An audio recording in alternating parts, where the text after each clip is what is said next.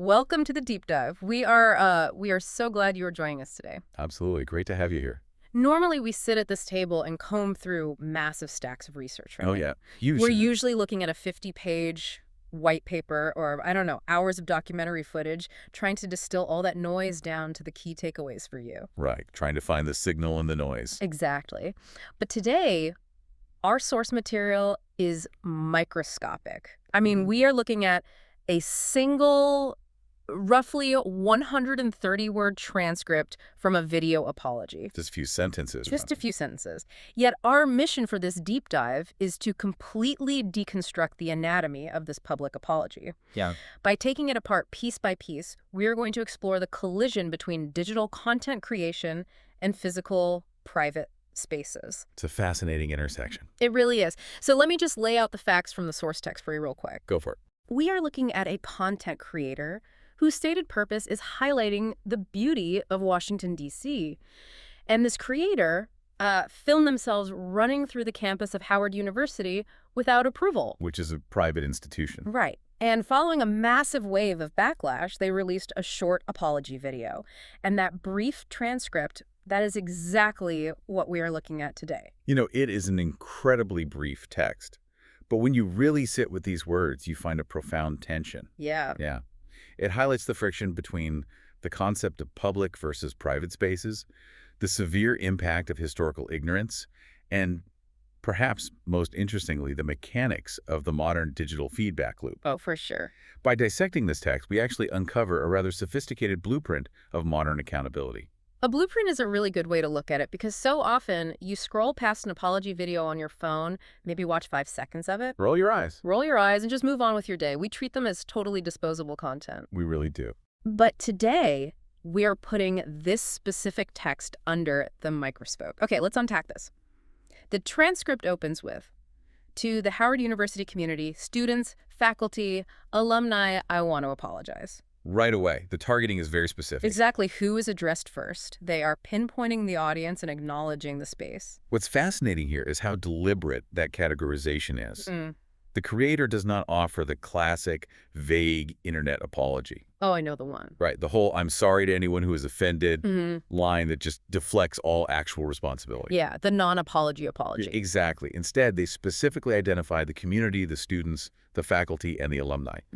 Naming those specific groups is crucial because it immediately precedes the creator's realization that Howard is a private institution. Which changes everything. It does. There is a massive friction right now between treating a major city like Washington, D.C. as a public playground for content creation versus respecting the strict boundaries of a private, dedicated community. That playground mentality is everywhere. It feels like a byproduct of everyone just having a broadcast studio in their pocket. Absolutely. You are out in a public park, taking photos, running around, capturing the architecture, the trees, the whole vibe of the city. Everyone is just sort of sharing the space as a backdrop. Right. But walking onto a private campus to film content is fundamentally different.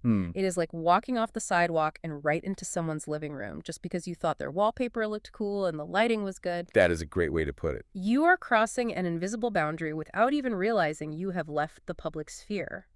And that is exactly the delusion of the camera lens.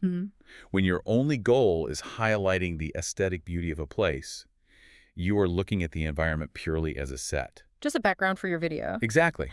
A beautiful building is just a beautiful building to you. But to the faculty who teach there or the alumni who hold a lifelong connection to it, that building is part of an enclosed, protected ecosystem. The transcript shows the creator recognizing that boundary after the fact, saying, "It was insensitive of me to run through a private institution like Howard without the approval of the Howard community. I see that now." I see that now. That phrasing implies they were completely blind to it before. Precisely. It marks the transition from an assumption of endless public access to a sudden awareness of private boundaries. Wow. The apology is essentially the creator admitting that their visual aesthetic lens completely blinded them to the reality of the physical human boundaries they were crossing.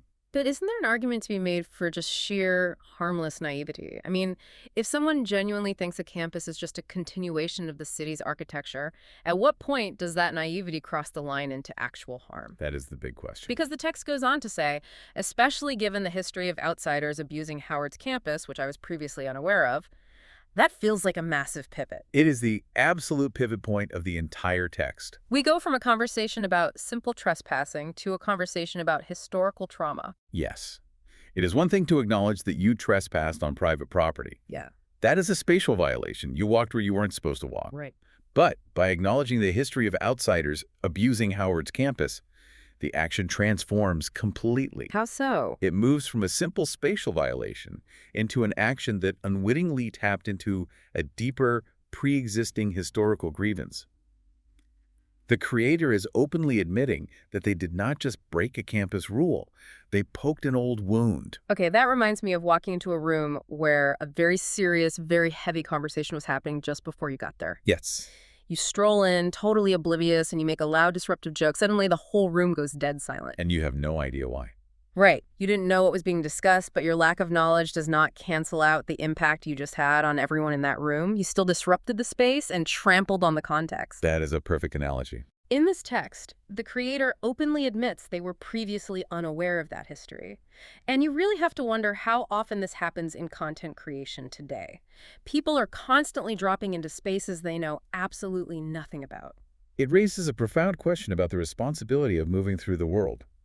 The phrase, previously unaware, highlights a significant blind spot that many people have when they operate purely on aesthetic intent. Looking for the shot. Exactly. The creator was looking at Washington, D.C. as a canvas, completely divorced from the historical context of the specific neighborhoods or institutions within it. But spaces hold memory. Institutions have histories. Right, the buildings aren't just empty shells waiting to be filmed. They are not. And when you bring a camera into a space without understanding its history, your actions, no matter how innocent your intent, can easily mimic or exacerbate past abuses. Which is exactly what happened here. Yes.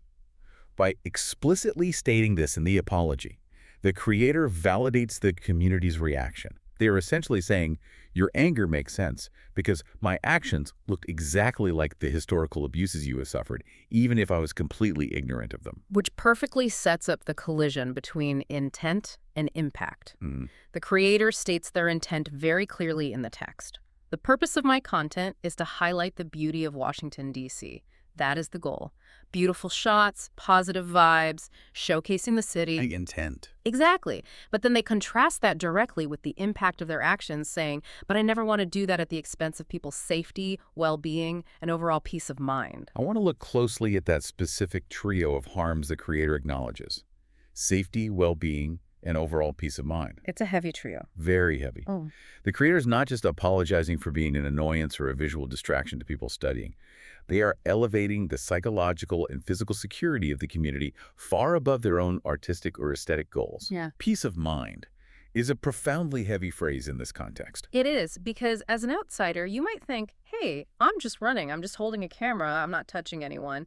What is the big deal? You are entirely focused on your own harmless intent. But peace of mind suggests that the mere presence of an unapproved outsider running through the campus shattered the foundational feeling of safety that a private institution is supposed to provide. It strips away the defense of good intent entirely. It basically says, my intent to show beauty does not matter at all if the cost is your peace of mind. Exactly. It is a complete surrender of the creator's ego to the reality of the community's lived experience. And it establishes a hierarchy of values that is very often inverted in the digital age. What do you mean by inverted? Well, in the modern race to produce content, the visual product is frequently treated as the highest good. Everything else, the disruption of the public, the invasion of privacy, the bypassing of approval processes, is treated as acceptable collateral damage. Oh, I see.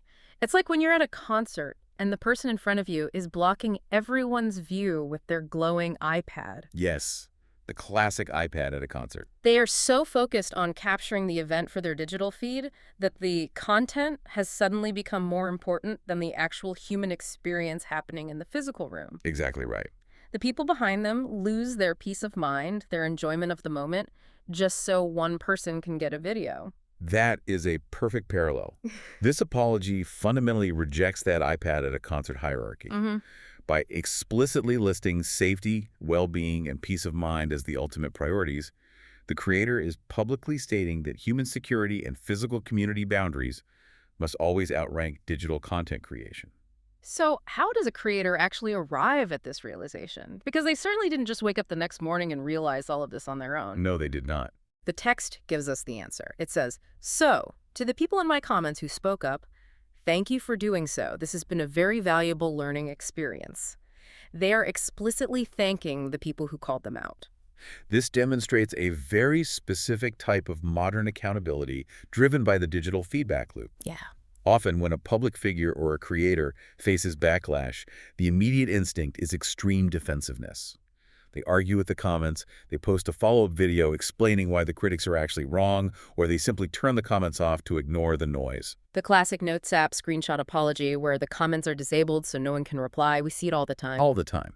But here, the digital commenters are acknowledged as real-time educators. The creator frames the comment section's pushback not as a coordinated attack or cancel culture, but as a very valuable learning experience. I want you, listening to this right now, to think about that for a second. What stands out to you when you hear a creator actually thank their critics? It is incredibly rare. It really is. We are so conditioned to view the internet as a place of endless toxic arguments, a place where everyone just shouts past each other. A giant echo chamber of outrage. Exactly. But this text relies on the comments section functioning exactly as a community defense mechanism. The community saw a boundary being crossed in the physical world.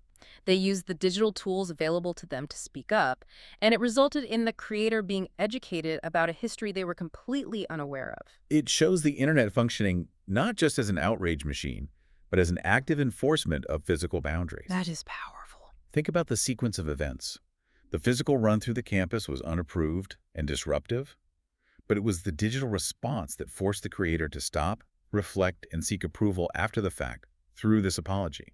It connects the digital world to the physical world in a very tangible way. The digital comment section enacted real-world behavioral change. Yes. The creator was forced to reckon with the fact that their digital audience and the physical community they disrupted are not separate entities. They overlap. The people watching the video are the same people whose peace of mind was disturbed in the physical world. So after the audience is targeted, the physical space is acknowledged, the history is recognized, and the critics are thanked, we arrive at the very end of the transcript, the anatomy of the promise. The most crucial part. The creator says, "I'm human, I make mistakes, but I try not to make the same mistake twice, so this won't happen again. Once again, I apologize and I will do better. Thank you." This closing formula is the final required component of a comprehensive apology. Up to this point, we have seen the creator acknowledge the past, specifically their ignorance of the campus's history. We have seen them address the present by directly thanking the people in the comments who spoke up.